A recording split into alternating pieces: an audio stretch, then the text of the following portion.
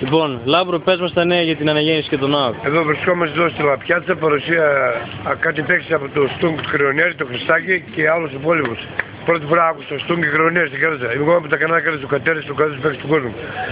Η αναγέννηση τα τελευταία 30 χρόνια ξεπλένει χρήμα. Ο Καπράνας, ο Σαπονάς και οι κύριοι Τζάντζος, Βιτοβάζης, Μπαλτάς και Βασιλείου φάγαν πολλά εκατομμύρια, 500 δις.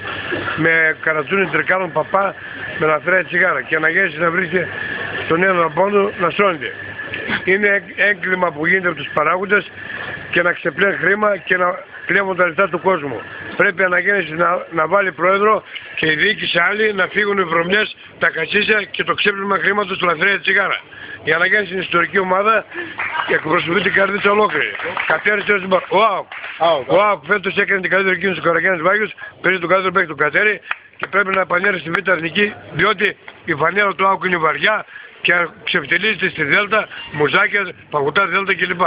Κατέρης Θεός της μπάλας. Πρέπει οι παράγοντες και οι προπονητές της καρδίτσα να βάλουν μυαλό, να σοβαρευτούν, να πάρουν προπονητές ικανούς προέδρους και να μην ξεπλένουν χρήμα, χασίζια, ναρκωτικά και πατεωνές. Κατέρης Θεός της μπάλας. Μπράβο, μπράβο, συγχαρητήρια.